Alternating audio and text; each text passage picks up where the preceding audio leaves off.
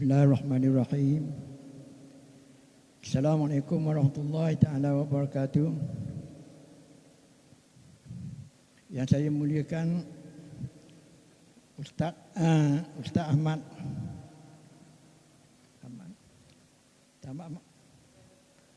Muzani, tuan-tuan dan puan-puan yang saya hormati sekalian. Alhamdulillah, syukur kita kehadrat Allah Subhanahu Wa Taala kerana dengan kurnianya kita telah dapat menunaikan sembahyang fardu maghrib secara berjemaah. Mudah-mudahan Tuhan terima akan ibadat kita tu. Tuan-tuan dan puan-puan sekalian, pada malam ini kita rasa sangat bernasib baik dan tua. Kita akan dapat mendengar ceramah agama yang akan disampaikan oleh Ustaz Ahmad Muzani. Kerana Ustaz ni susah je nak dapat. Saya difahamkan Ustaz Ahmad Muzani dia penuh. Jadual dia penuh seminggu. Jadi malam ni kita sangat bernasib baiklah dapat dengar ceramah yang akan disampaikan oleh Ustaz Ahmad Muzani. Jadi di kesempatan ini mudah-mudahan kita dapat pengajaran dan pembelajaran daripada ceramah yang akan disampaikan oleh Ustaz Ahmad Muzani. Jadi saya tak nak cakap panjang lagi. Saya persilakan Ustaz untuk memberi sedikit kuliah pada Jumaat Surau Pancokuing.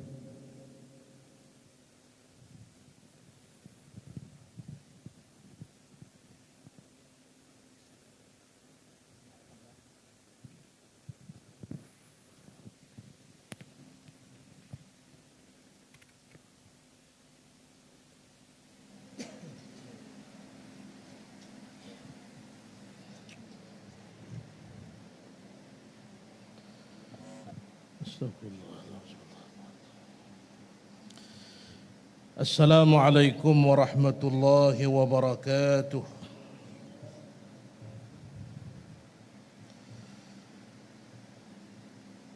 Bismillahirrahmanirrahim. Alhamdulillahil atammanil akmalan. صلاة وسلاما على حبيب الله وحبيبنا سيدنا محمد بن عبد الله العربي القرشي الأمي وعلى آله وصحبه والذين آمنوا به وعزروه ونصروه واتبعوا النور الذي أنزل معه أولئك هم المفلحون رضي الله من دعا بدعوته واستنى بسنته ومن اهتدى بهديه وجاهد بجهاده إلى يوم لا ريب فيه ثم أما بعد. Yang saya kasihi ayahanda tuan pengurusi majlis, seluruh ahli jawatan kuasa surau Pancokuing, Ashabul Fadilah, tuan-tuan imam, tuan bila, Tuk Siok kalau ada, muslimin dan muslimat yang dirahmati oleh Allah Subhanahu wa taala sekalian. Pertama sekali marilah kita rafakkan setinggi rasa syukur kepada Allah Subhanahu wa taala. Kerana Allah lah yang menentukan sejak azali bahawasanya saya datang ke surau tuan-tuan malam ini. Syafiq jemput lama dah, 2 tahun tak silap. Belum ada kesempatan, mudah-mudahan Allah Ta'ala rahmati pertemuan kita malam ini. Dan saya mohon maaf kerana malam ini makan lasak. Sesak. Duduk Terengganu je sesak. Kalau Kuing Kedah tu kena, Kuing Kolej Universiti Insaniah. Silap masuk satu lorong je, sesak habislah kapung tu. Jadi saya mohon maaf kerana terlewat. Itulah tuan-tuan, bila tidak ada panduan, tersesaklah kita. Maka sekarang ni zaman teknologi kita ada Waze. Ibu-ibu ayah-ayah kena tak tahu Waze, tak tahulah. Waze. Ataupun Google Map. Kalau pergi Kuala Lumpur, orang mula-mula pergi tak ada Waze, sesak barak lah tuan-tuan sekalian. Kuala Lumpur tak boleh U-turn ikut dang. Salah lorong, jauh lah jadinya. Maka kena ada Waze. Dan ada orang ada Waze sesak juga. Kenapa? Tak pandai guna. Waze pula bahasa orang putih. Kata Waze, stay to the left. Nyetang masuk tak kiri. Waze kata duduk lorong kiri, bukan masuk kiri. Sesak tuan-tuan. Dia kena tunggu, dia kata turn left, baru masuk kiri. Apa makna? Hidup tanpa panduan, sesaklah kita. Rupa-rupanya panduan lama dah ada, kita tak reti, itu jadi sesak. Maka panduan kita semua tak lain tak bukan adalah Al-Quran dan hadis Nabi sallallahu alaihi wasallam. Weh tuan-tuan sekalian, kena molek tipu juga.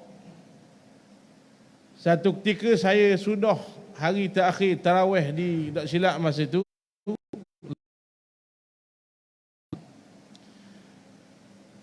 esok raya. Maka malam tu nak balik ke Melaka, kampung ayah saya tuan-tuan sekalian, molek-molek ada weh tunjuk jalan mati. Maknanya ada juga tipu. Kenapa? Makhluk. Tapi Al-Quran bukan makhluk. Kalamullahil mu'jiz alladhi unzila ala rasulih sallallahu alaihi wasallam, kalam Allah yang penuh mukjizat yang diturunkan kepada Nabi Muhammad sallallahu alaihi wasallam.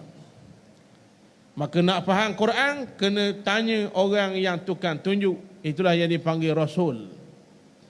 Saya minta maaf lupa nak tanya abang kita tadi yang tolong tunjuk jalan. Kebetulan berhenti rumah dia. Kenal dah, kenal lalu. Kenal surah, mari dengan dia salah. Abang baju hijau, nama apa kat kita berkenalan lah.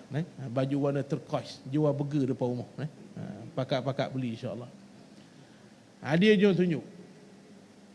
Maka tuan-tuan, ada makhluk Allah yang diberi nama Nabi, yang diberi nama Rasul, yang tukang tunjuk kita apa dia jalan yang benar, yang Allah Ta'ala redha. Maka malam ni waktu yang terbatas, biasanya kuliah saya 2 jam. Tapi musim PKPP ni, Isa kena berhentilah. Sebut 2 jam beliau lalu mata. Tak 2 jam pun, Isa kita berhenti. InsyaAllah malam ni kita baca sepotong hadis Nabi SAW, hadis sahih. Mula-mula Nabi SAW sampai ke Madinah, Nabi mengucapkan hadis ini, sehingga ada yang masuk Islam kerana mendengar hadis ini. Antaranya Abdullah bin Salam, ulama Bani Israel. Orang Yahudi dia ada ulama dia juga, yang beriman dengan kitab Taurat, yang alim kitab Taurat, antaranya Abdullah bin Salam. Sayyiduna Abdullah bin Salam dulu tidak Islam. Dia masuk Islam antara sebabnya dia tertarik dengan hadis yang saya nak baca malam ini. Yakinlah Abdullah bin Salam bahawasanya Muhammad itu benar-benar Rasul yang diutus oleh Allah Subhanahu wa taala. Qala Rasulullah sallallahu alaihi wasallam, sabda Nabi sallallahu alaihi wasallam. Kata Nabi SAW dalam sepotong hadis, Ufshus salam wa at'imit ta'am wasilil arham wa salatul laili wan nasu niyam, atau kama qala Nabi sallallahu alaihi wasallam. Pendek je hadis. Nabi kata 4 pesanan kepada umat Islam ketika itu, termasuklah kita semua. Al-ibratu bi'umumil lafzi la bi khususis sabab. Pesanan Nabi pada sahabat ketika itu, tapi pengajarannya termasuklah kita juga. Nabi pesan yang pertama, tuan-tuan muslimin muslimat yang dirahmati oleh Allah Subhanahu wa taala sekalian. Yang pertama Nabi pesan ufsyus salam, tebarkan salam. Ya, ini ajaran Nabi Muhammad sallallahu alaihi wasallam. Nabi suruh menyebarkan kedamaian, menyebarkan keamanan. Itulah dia Islam. Itulah ajaran yang dibawa oleh Allah Subhanahu, yang dibawa oleh Nabi melalui kalamullah Al-Quran. Maka kalau tuan-tuan faham Islam tu ganah, tuan-tuan salah faham. Kalau kita nampak Islam itu teroris, itu sepaham yang sesat. Islam mengajar kedamaian. Islam mengutamakan damai. Dah ustaz, bapa Nabi SAW sampai 23 kali perang. Perang dalam Islam banyak. Yang Nabi tidak sertai dipanggil Sariyah. Yang Nabi turut sertai dipanggil Ghazwah. Maka Nabi pernah berperang 20 kali lebih. Kata dama tu perang. Rupanya tuan-tuan, Islam tidak pernah memulakan peperangan kecuali Islam mempertahankan tanah air dan juga mempertahankan Islam. Perang rupa-rupanya orang kafir mula, orang Islam pertahan diri. Boleh faham? Nabi kata la tatamannau liqa'al adu. Jangan kamu bercita-cita untuk bertembung dengan musuh.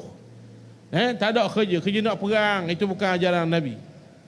Fa iza laqitumuhum fasbutu. Tapi bila musuh sudah di hadapan, haram tembak lagi, duduk di situ. Pertahankan agama Allah Subhanahu wa ta'ala. Pertahankan tanah air daripada diceroboh oleh musuh-musuh Islam. Maka tuan-tuan, itu jawapan bagi orang yang tanya kenapa Nabi berperang. Kalau agama Islam itu agama damai, jawapannya kerana Islam mempertahankan diri. Ada perkara dipanggil action, ada perkara dipanggil reaction. Bahasa orang putih. Action orang Melayu panggil aksi. Contoh, saya kena tumbuk, yang tumbuk saya tu dipanggil beraksi. Lepas saya kena tumbuk, saya balah mula, tu dipanggil reaksi. Faham tak faham? Tak faham sudahlah. Dak dang ni, masa dak dang ni. Orang tumbuk kita tu dipanggil aksi. Kita balah mula, tu reaksi.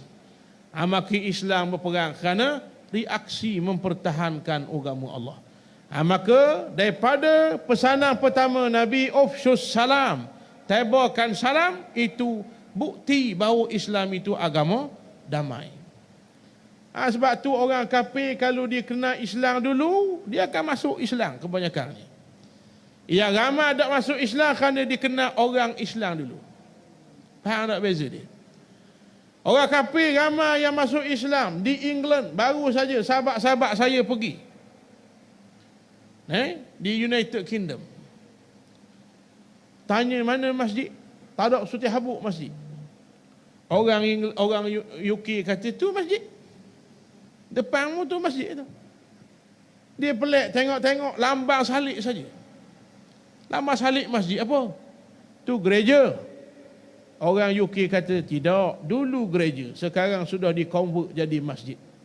Kenapa? Berbondong-bondong orang di Eropah masuk Islam. Di Perancis dulu ditekan, sekarang sudah boleh terawih secara nyata, secara terang-terangan.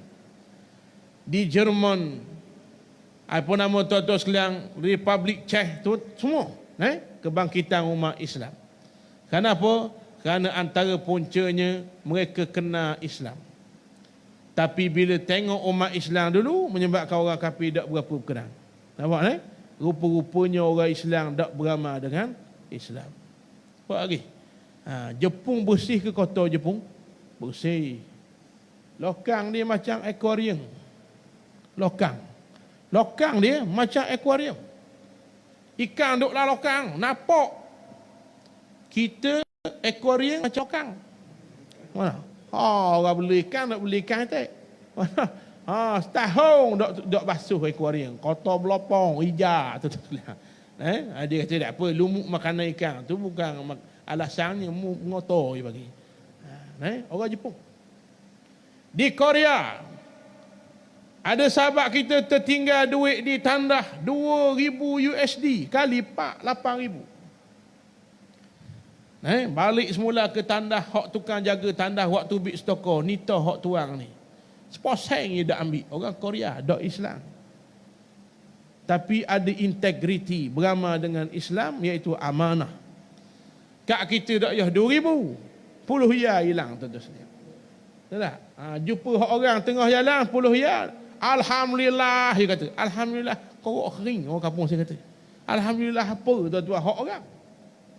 Harta yang dijumpai tengah jalan bukan hak kita. Kena umum dulu di surau masjid berdekatan, dia panggil harta luqatah dalam kitab fiqh. Ataupun luqtah dia panggil umum. Tak ada orang mengaku, taklah tabur masjid tuan-tuan sekalian. Bahang ke dia, beli isi lemak. Ya. Makan bukan harta dia, itu yang jadi payah. Saya ajar dah anak saya. Sekolah ni atau keng tu keng ni siapa kok keng kawan tu. Tapi tak jadi juga tuan-tuan sekalian. Rupa-rupanya silap kita beri makan benda yang tidak bersih. Nampak? Kullu lahmin nabata minal harami fannaru awla bih. Setiap daging yang tumbuh daripadanya hasil makanan yang haram, neraka lah tempat kita tuan-tuan. Dah nampak pun neraka, nampak nasi masuk. Hakikatnya api tu tuan-tuan sekalian. Sebab tu kena jaga makanan yang kita makan, kena jaga sumber, kena jaga. Haram biar banyak, tak ayah dah apa. Biar yang halal. Tu tuan-tuan, orang Korea. Dia tak ada Islam tapi beramal dengan apa yang Islam ajar. Kak kita pernah berlaku lori apa itu terbalik. Roti kan, habis dia pakai bahang. Boleh bahang ke? Tak boleh. Nyanyi ke driver roti. Sekali lagi lori tank susu tau. Hak terbalik lah. Latang kan. Ye bahang. Tuan-tuan sekalian, ni bahang ramai-ramai. Bukan hak kita. Berlaku di London juga. Berlaku di London. Tuan-tuan aja tengok bank safeguard kan? Yang tukang ambil pitih di bank. Pegang senapang mereka. Kan? Lori terbalik. Berlaku di London, lori terbalik. Pitih keluar. Habis. Orang ramai mari bukan bahang. Ni tolong kutip, tolong bagi semula kepada driver. Bukan orang Islam. Tapi ada sifat Islam yang dia beramal. Faham tuan-tuan sekalian? Kita mujur baru yang bahang ramai-ramai tuan-tuan. Jadi tuan-tuan rahmati Allah sekalian. Orang Islam jauh daripada Islam menjadi fitnah kepada Islam. Nampak? Maka Islam mengajar kedamaian, keamanan. Bukti Nabi kata ufsyus salam, tebarkan salam. Salam yang kita duk salam tu menapa makna? 80 tahun hidup, 70 tahun hidup, tak tahu menapa yang kita beri salam. Assalamualaikum, maknanya salam, selamat sejahtera ke atas kamu. Damai, selamatlah kamu, sejahteralah kamu, itu doa.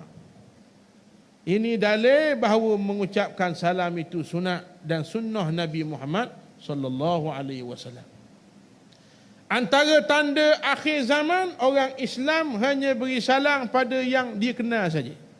Itu ulama sebut. Sesama saudara Islam hendak kenal, lepas dak beri salam. Nampak? Ni kita lah. Samalah kita tuan-tuan berlaku. Sedangkan beri salam dalam hadis sebut, dalam Quran pun sebut. Wa idza huyyitum bi tahiyyatin fahayyu bi ahsana minha aw rudduha. Allah Taala kata, bila kamu diberi salam. Tadi Nabi suruh beri salam.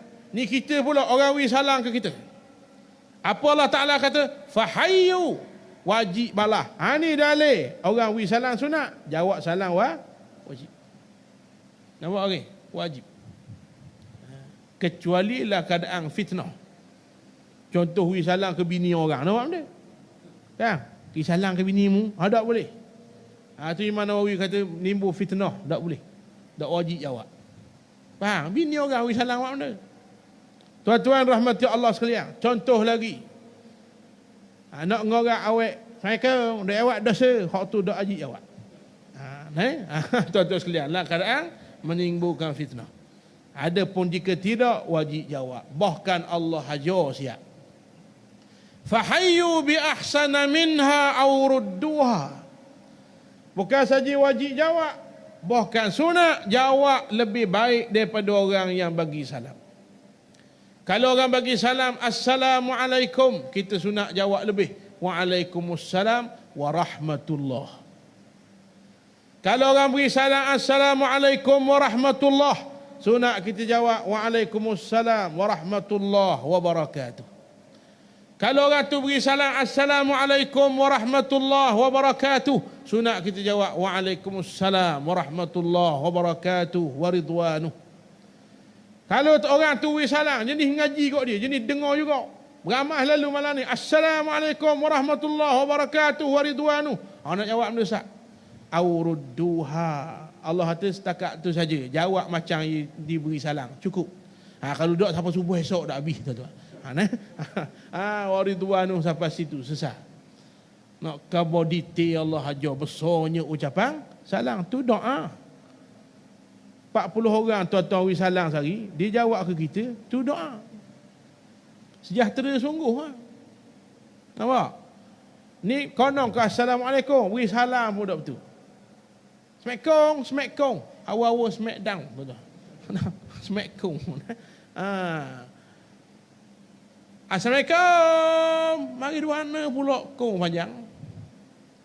Kan? Belakang kaf mim, bukan kaf waw mim. Assalamualaikum. Assalamualaikum. Oh, Assalamualaikum. Reka tuan-tuan sekalian. Jadi tuan-tuan, benda kecil. Nabi ajar menggambarkan betapa Islam agama menyebarkan keamanan, mengutamakan perdamaian. Kalau balah ejah biawi baik mula. Siapa Nabi kata, dosa orang yang lebih 3 hari balah. Balah tu biasa, dak balah dak panggil atas dunia. Tapi lebih 3 hari jangan. Bahkan Allah sebut dalam Quran, ciri-ciri orang bertakwa, wal afina 'anin nas, mudah memberi maaf kepada manusia. Baik, itu yang pertama. Abdullah bin Salam dengar Nabi kata, betul lah Muhammad ni Rasul zaman, mengajar kedamaian dan keamanan. Yang kedua, Nabi SAW sebut yang kedua, wa at'imit ta'am, berilah makan kepada manusia. Ini sunnah besar Nabi SAW. Malam ni rengang-rengang, mudah-mudah. Kalau tidur kok jaga, potong botol. Rengang-rengang ni malam ni. Nabi kata pun nombor 2, wa at'imit ta'am, beri makan pada orang. Rupanya beri makan ke orang ni pahala besar. Ada orang dia nak ke syurga, ada orang syurga nak ke dia. Mana besar tuan-tuan? Orang syurga nak ke dia besar. Ada orang dia minta kerja, ada orang kerja minta dia. Mana besar?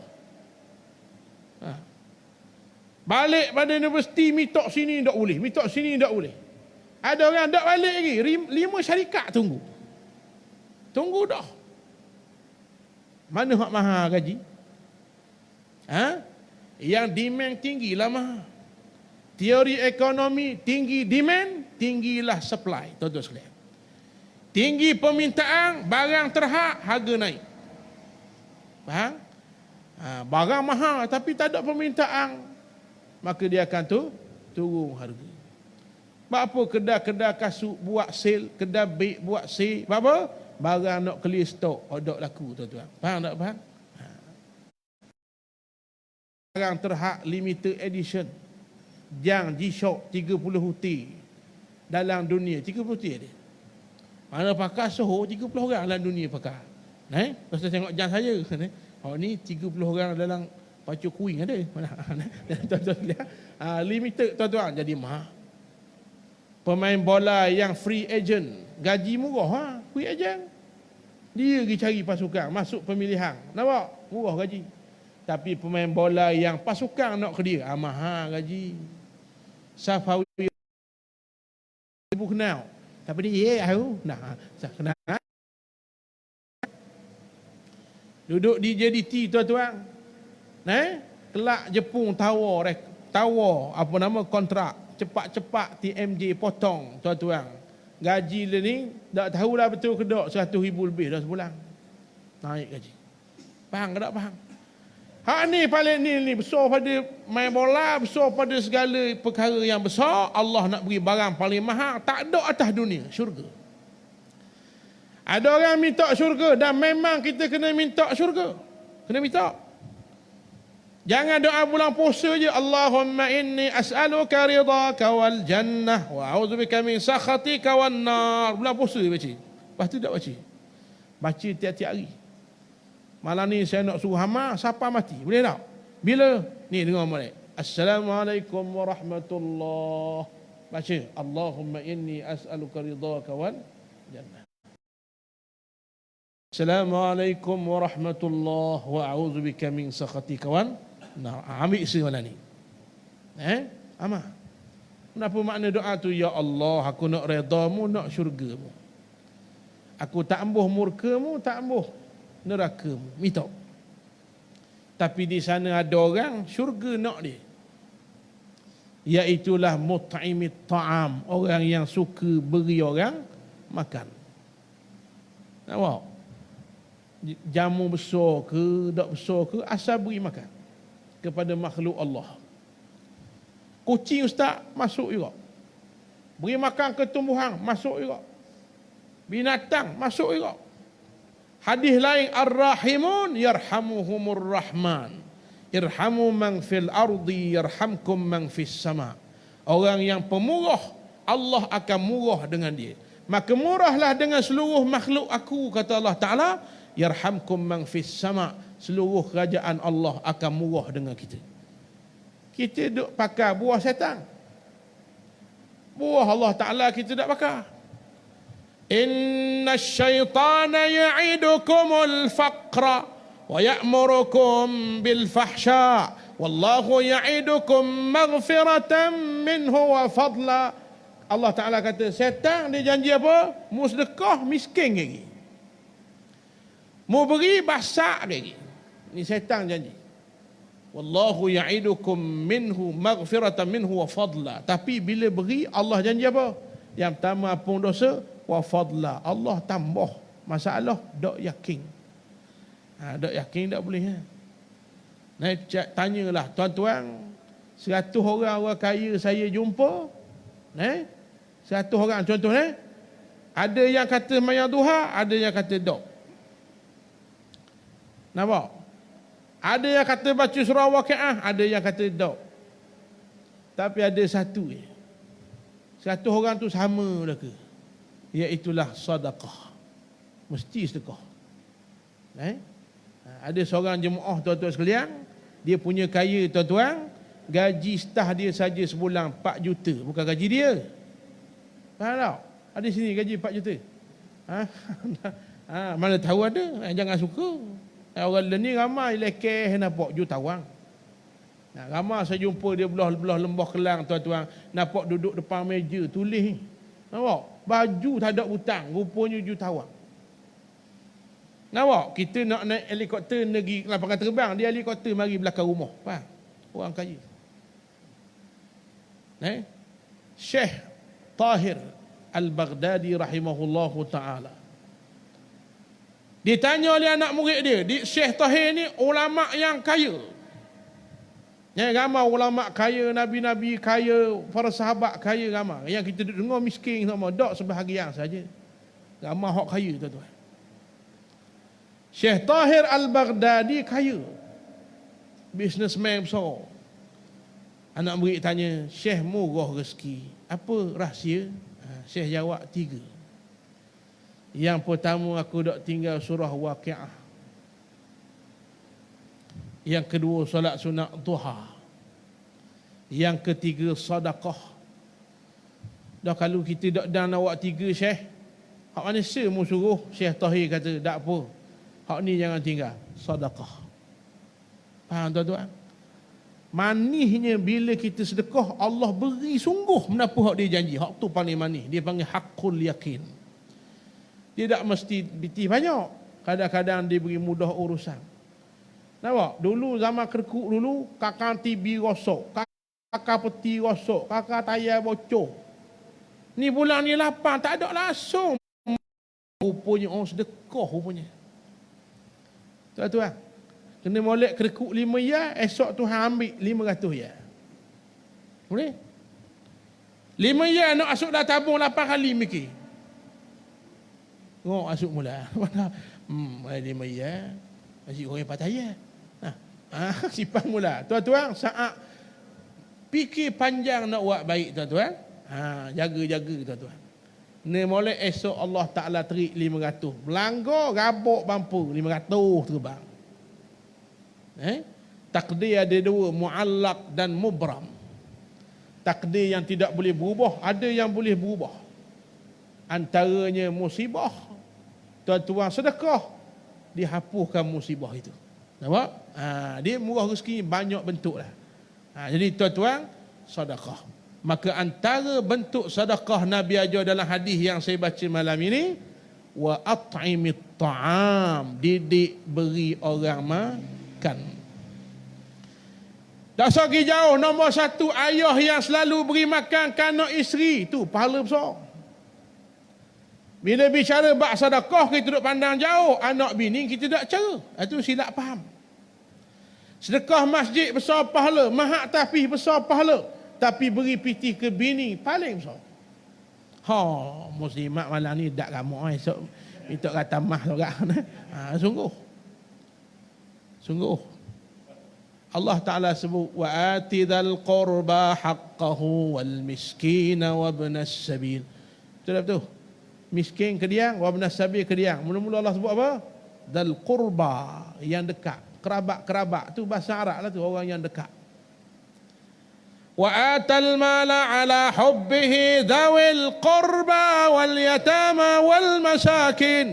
Yatim, miskin, nombor 2, nombor 3. Nombor 1, dal qurba. Jangan pula faham lepas ni dak sedekah masjid, bukan. Besar pahala besar belaka. Yang salahnya Palestin kalau orang minta sedekah 100 dia beri. Kalau orang minta sedekah nak buat pondok 500 dia beri. Nampak? 500 tu sikit tu. Mahak saya baru nak buat ni, mahak Baitul Rahman di Banggodonah tuan-tuan. Mari seorang hamba Allah tahu kemah. Ustaz nak beli tanah ke? Ya. Masa saya nak beli tanah itu. Dah berapa? 1 ekar lebih tuan-tuan, harga 1 juta lah. Tapi tu adik-beradik dia pakak nak beri 200,500. Murah lah. Masa tu ada 80,000 je. 80 je. 70. Ada saja berapa Ustaz tak cukup? Tak apa, kita cari lah. Ada insya-Allah. Tak apa, khabar berapa? Saya kata tak cukup 180. 180. Betul tak? Terus dia kata, beres Ustaz, kita buat bank draft. Stokor 180. Bukan 180 ya. 180,000. Beli terus tanah, selesai. Nampak? Ada orang gini, ada tuan-tuan sekalian. Adakah dengan dia begitu basak? Tidak. Siapa ni? Dia mari kuliah saya, tuan-tuan. Kau kaya dia. Jutawan besar, tuan-tuan. Waktu kita duk percaya ke janji syaitan, kita kesampingkan janji Allah Subhanahu wa ta'ala. Tak mesti banyak, biar ada. Nabi nak lagi. Apa amalan paling baik, kata Nabi bila sahabat tanya, ayu amalan afdal, amalan apa paling afdal, paling banyak pahala? Nabi jawab, adwamuha wa in qalla, yang konsisten, istiqamah walau sikit. RM1 tapi tiap-tiap pagi. Nampak? Sejik kena molek ia berti tes minyak 99 baki sia, wi kok tukang isi buat minum air. Biar ada juga pagi tuan-tuan, sedekah pagi. Sedekah pagi itu sangat power. Power tuan-tuan. Maka antara ciri yang Nabi ajar secara khusus dalam hadis ni, beri makan. Jarang-jarang didik belanja kawan makan. Ni kedekut pahit. Tak idom masing. Aji bakhir tuan-tuan. Oh, sembang projek juta-juta. Parking depan kedai makan, Velfire. 4 orang saja 4,000 tuan-tuan sekalian. Tiba-tiba minum air teh 4 orang. Di mana nu lorong siakat orang gila, lorong siakat air teh 3 sen. Ada gitu kan 3 sen.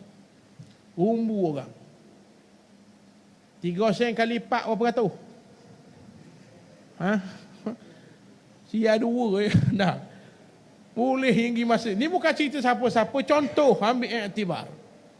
Boleh masa kira suku-suku, sia 2. Boleh faham tuan-tuan apa salah belanja tuan-tuan ketika itu tuan-tuan. Orang yang sedekah tuan-tuan, seluruh malaikat berdoa serentak. Doa malaikat seorang mustajab dah. Seluruh malaikat doa. Dan malaikat berapa orang Ustaz? Tak tahu. Nabi-nabi disebut jumlah. Malaikat carilah kita akidah mana. Tak tahu. Banyak sangat tuan-tuan. Apa yang malaikat doa serentak bila kita belanja orang makan, bila kita tolong orang, tuan-tuan, doa malaikat, apa doa malaikat? Allahumma a'tihi munfiqan khalafa. Ya Allah, tolong beri balasan yang lebih baik, berlipat kali ganda daripada apa yang diberi. Malaikat doa. Saat kita kedekut fikir panjang nak tolong orang, malaikat doa apa? Allahumma a'tihi mumsikan talafa. Dia kedekut, ya Allah, mau jangan beri lepas ni pada dia. Nampak tuan-tuan? Didik. Jirang sebulan kali ke pergi makan. Nampak? Panggil orang buat jamu. Sekali-sekali buat jamu kat kuliah ustaz. Malam ni ada makan mana ni? Tak ada. Tak ada, tak marah. Saya tak mahu gerak tengah dayik nak kuruh. Ni tuan-tuan sekalian. Jadi tuan-tuan, jarang-jarang beri. Subhanallah. Hadis ini pakai pada kita. Jangan pergi pakai ke orang. Mu nak dengar ustaz khabar ni. Belanja orang makan. Mu belanja mana ni? Ya pakai ke orang. Bukan pakai ke dia. Jadi tuan-tuan sekalian, tu. Nabi ajar beri orang makan. Jadi antara golongan yang syurga nak ke dia, mut'imut ta'am, yang selalu belanja orang makan. Jadi yang paling afdal, orang yang paling dekat dulu. Anak, isteri, nampak? Adik-beradik. Dia boleh tolong Palestin 2,000. Adik-beradik susah dah aja tolong. Ini salah faham tentang agama. Yang paling afdal tolong orang dekat. Ni suami saya nak sebut tuan-tuan. Mak saya pesan belum dia mati, selalu dia pesan, 2 ni mu jangan tinggal. Mu jangan tinggal. Pitih belanja nafkah isteri bagi setakat mampu yang dia rasa cukup. Lagi boleh memudahkan dia. Yang kedua kepada ibu bapa. Mak bukan nak ngak, tapi ni yang ayah mau buat kepada mak dia, dan Allah Taala tunjuk murah rezeki tuan-tuan. Nampak? Ngebini kerekuk, ngemuk kerekuk. Mak acik mari teman mak pergi Medan sekali, beres. Sampai atas minyak, ya Allah tangan. Mak itu minyak, itu ngemuk. Tak apa. Tuan-tuan sekalian, apa gitu. Dah kalau mak minta bayar masa beranak lu, apa ya bayar agak-agak? Mak, apa ya? 2,000 kalau nak intang, bayar ke doktor. Nak bayar berapa? Tak ada harga tuan-tuan. Sebab tu susahnya mak beranak sehingga Allah beri balasan apa? Hapus segala dosa. Boleh faham? Ini tuan-tuan, ini yang perkara nombor 2 yang Nabi ajar. Yang ketiga, wasilil arham. Sambunglah silaturrahim. Ada amalan tuan-tuan, kalau tuan-tuan tinggal, amalan lain tak tergugat. Tak bayar zakat, dosa besar. Semayang boleh jadi Allah terima. Tak. Tapi kalau tak semayang, zakat, puasa, haji, semua Allah tak terima. Nampak? Begitu juga putus silaturrahim, tuan-tuan semayang, puasa, pergi Mekah 8 kali pun Allah tak terima kalau putus silaturrahim. Mak tanya balik tak raya tahun ni, dia kata angah balik tak? Balik, angah balik, saya tak mau balik. Tuan-tuan, 12 tahun gocoh. 3 hari Allah Ta'ala turun laknat tuan-tuan sekalian, 12 tahun. Gilah Mekah 4 kali pun. Kapal terbang, kapal laut, kapal selang, basikal. Tuan-tuan ingat, tak ada orang pergi Mekah dengan basikal? Ada? 4 kali. Tapi kalau kita putus silaturrahim, Allah tolak segala amalan. Lepas tu sambunglah silaturrahim. Jangan awak musuh dengan adik-beradik. Itulah saudara daging kita. Nampak? Jangan awak musuh dengan jiran. Kerana Nabi menyebut orang yang mengkhianati jiran itu bukan sifat orang beriman. Ni habis orang yang awak musuh. Ada cerita tuan-tuan. Cerita kan pukul 9 pula. Isi dah tak? Isi dah. Kita berhenti sini lah boleh. Sambung ke berhenti? Sambung. Sambung tahun depan boleh. Ada satu cerita. Saya sambung sikit apa nama zaman Abdullah ibn Mubarak. Cerita ni dalam kitab Imam Nawawi. Cerita masyhur. Seorang tukang baiki kasut, tukang kasut. Dia kupu piti nak pergi Mekah 40 tahun. 40 tahun. Dia tukang kasut. Bukan tokai kasut. Saya tokai kasut. Ni tukang baiki kasut. Saya tak baiki, saya jual kasut. Saya ada kedai batu nang tu. Tuan-tuan, ni baiki kasut. Kupu sikit-sikit. Catu makanan. Nak pergi Mekah. Satu hari orang rumah dia mengandung. Orang puan bila mengandung dia akan mari apa? Mengidam. Betul tak? Dia tanggung 2 roh. Jangan marah Marah pula dah. Dia mengandung anak siapa? Marah. Tuan-tuan sekalian, idam. Masa tu layang dia tuan-tuan, itulah hak suami ke atas isteri. Kena layang. Bini dia mengidam apa? Rupanya bini dia terbau makanan rumah sebelah. Orang ngidam tak sehijah. Alhamdulillah, dia nak hatu kok. Betul tak? Tok lelaki dia kata, ejak lain. Abang beli kedai. Tak mau. Nak makanan orang sebelah kok.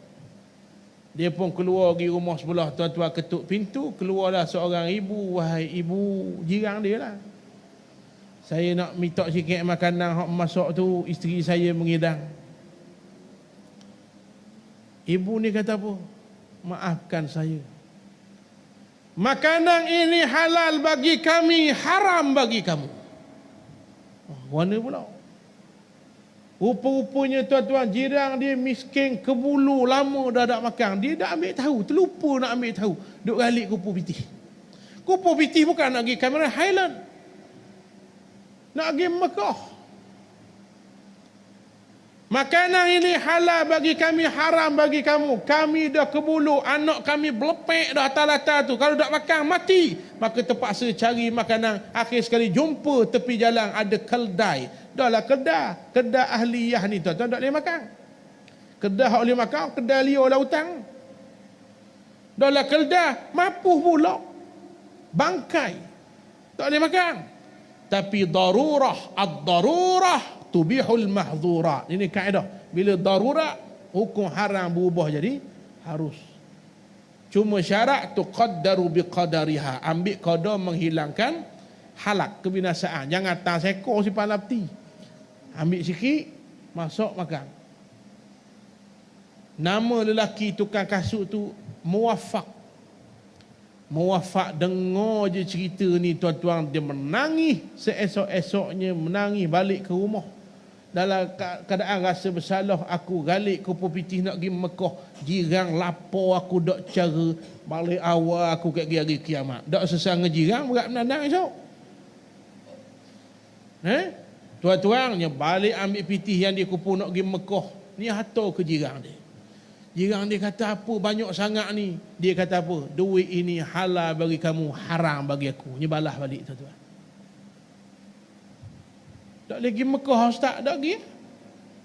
Ini orang yang faham, beramal dengan faham. Fiqhul awlawiyat, mana yang lebih utama. Nampak? Itu beramal dengan ilmu, kena dengar. Tuan-tuan, lalu datang dalam mimpi Abdullah ibn Mubarak. Tahun ini ramai orang yang tak diterima hajinya. Tiba-tiba kerana seorang lelaki, seluruh haji dapat haji mabrur. Termasuk dia dapat juga. Itulah muwaffaq. Si tukang jahit kasut tadi. Dia pergi tak Mekah?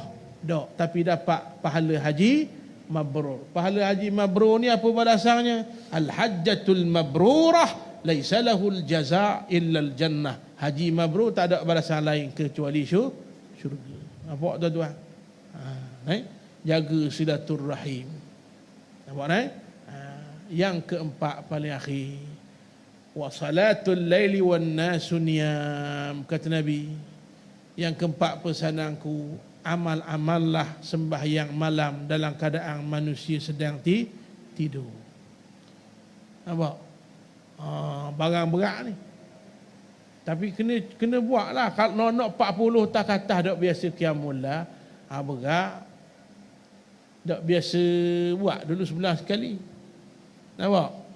Lama seminggu sekali pula. Jangan gaduh. Malam ni semangat ustaz dengar qiyamul lail, yang bangun lalu malam ni 18 rakaat. Lepas tu pas mati tak buat-buat. Jangan. Tangga ada 8, jangan tang tingkat 8 lalu. Rubuh nyembang satu. Nampak tak? Bangun dulu pukul 5.30 dah lagi. 5.30 dah lagi. 2 rakaat sudah. Slow. Nampak? Kerana pesan Al-Imam Syafi'i, man talabal ula sahiral layali. Siapa nak ketinggian di sisi Allah, lalu Allah buat makhluk sayang pada dia. Antaranya bangun pada waktu malam. Tak boleh sebulan kali, seminggu sekali. Ejah tuan-tuan sekalian. Nampak? 2 rakaat. Sekaat apa dah? Ni Allah kejut kopak ibu-ibu mokcik-mokciknya bangun kecil saja. Bangun kecil tidur mula. Sembahyang yang wajib berdiri, sembahyang wajib. Sembahyang sunat je berdiri. Dah malas sangat, duduk sudah. Daripada tak buat terus. Nampak? Dan qiyamul lail tuan-tuan sekalian tak mesti sembahyang. Contoh kanja, 4.30 kanja. Jangan tidur terus. Bazir tuan-tuan. Allah pilih tu, Allah pilih. Bangun duduk, malah nak ambil sembahyang. Tak apa, buat amalan yang tak perlu ambil sembahyang. Baca Quran. Orang ni ingat kul huwallahu ahad, tu ayat Quran kau. Orang kita kul huwallahu ahad komang, tu ayat Quran tu. Baca. Tu dia panggil qiyamul lail. Nampak tak? Namun amalan yang besar, wa minal laili fatahajjat bihi nafilah.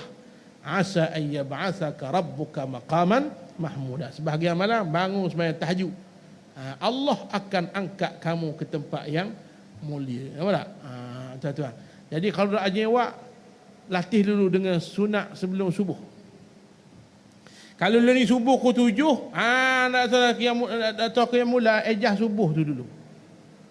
Subuh pukul 7, qiyamul lail apa? Tak? Qiyamul lail sunat, jaga ingat subuh pukul 8. Bukan subuh gajah, subuh dinosaur pukul 8. Hak tu hak wajib utamakan dulu. Sebab dalam hadis Riyadhus Shalihin sebut utama hak wajib lebih besar. Kalau sembahyang sunat sebelum subuh lebih mahal pada dunia dan isinya, dah sembahyang subuh lagilah mahal. Kena faham gitu. Ini dia faham. Dia baca hadis salat raka'atayil fajri khairun minad dunya wa ma fiha. Sembahyang sunat sebelum subuh lebih mahal daripada dunia dan isinya. Dia pun sembahyang sunat sebelum subuh. Subuh tak sembahyang. Tu salah faham. Kalau sembahyang sunat mahal, subuh kau mahal. Duha, besar pahala. Sembahyang zuhur kau mahal. Ini duha saja. Zuhur tak sembahyang. Nampak? Ini tuan-tuan sekalian, itu antara penguat jiwa.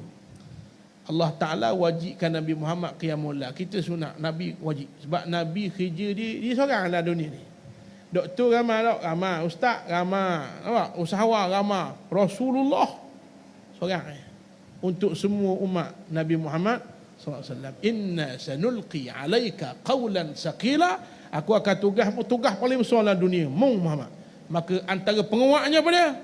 Bangun malam. Akan jadi gagah ruh. Ruh jadi gagah.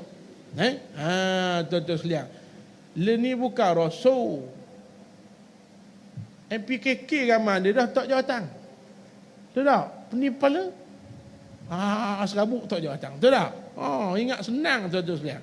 Dak pegang jawatan, dia pandai komen. Komen, dia tak buat benda komen. Contoh tuan-tuan, ni bukan pegang kapung Pacu Kuing. Pegang seluruh dunia Rasulullah. Tuan-tuan sekalian. Kuat ujian. Maka apa penguat jiwa Nabi? Sembahyang malam. Allah Ta'ala sebut, Ya ayuhal muzammil, qumil layla illa qalila, nisfahu awin qus minhu qalila, awzid alaihi warattilil qur'ana tartila. Dua amalan penguat jiwa. Malam ni, tulis kalau ada pen. Tak ada, tulislah pada. Kalau rasa dah orok, lemah, semangat ni, penguat jiwa adalah bangun malam dan baca Quran. Una sabar dah orok, Quran lama dah situ. Bila makcik situ Quran? Itu lah, bila? Bulan puasa itu. Bulan puasa itu situ. Lepas tu dah situ-situ. Bahagian cerita korang, kita beli Quran mahal, 32.1, 200 kita beli. Lepas tu taklah gobok. Quran mahal bila baca, walaupun beli RM5, yang mahal baca. Jadi tuan-tuan, ini 4 pesanan Nabi sallallahu alaihi wasallam kepada sahabat, maka termasuklah kita tuan-tuan sekalian. Jadi saya rasa sekadar itulah. Saya lepas isyak ada program pula. Jadi tuan-tuan, untuk malam ni sekadar itu saja. Ada rezeki, ada kelapangan dan ruang, kita jumpa lagi lah, insya-Allah. Ada salah silap terkasar bahasa, saya mohon maaf, jangan disimpan dalam hati. InsyaAllah kita jumpa lagi. Sebelum saya tutup, tuan-tuan, di belakang menjadi kebiasaan kuliah saya, ada jualan di belakang tu. Ada minyak wangi kasturi buat pergi surah. Apa namanya, kokoting, habatus sauda nalal satu, amalkan tuan-tuan sekalian. Sebahagian hak tuan-tuan beli tu, sebahagian hasil masuk ke tabung Mahad Baitur Rahman, insya-Allah. Yang saya sedang nak bina ni. Beli minyak wangi hak kita jual ni, adung sendiri, buat pakai pergi surah. Ada orang yang buat gong. Bila Nazmi nak calik, dia buat gong. Tak mau. Bila calik tangan, dia pergi kat kereta, dia siung. Pusing mula bahan 5 botol. Baru tahu tak? Ini tuan-tuan sekalian. Tadi buat gong. Jadi sekadar itu saja. Itu gurauan. Jangan marah tuan-tuan. Wabillahi al-hidayah wa taufiq. Wassalamualaikum warahmatullahi wabarakatuh. Bismillahirrahmanirrahim. Alhamdulillah Rabbil Alamin. Salatu wassalamu ala asyrafil anbiya wal mursalin wa ala alihi wa sahbihi ajma'in. Allahumma anfa'na bima 'allamtana wa zidna ilma. Sallallahu alaihi wasallam Muhammad wa ala alihi wa sahbihi wasallam. Walhamdulillah Rabbil Alamin. Qabbalallahu minkum.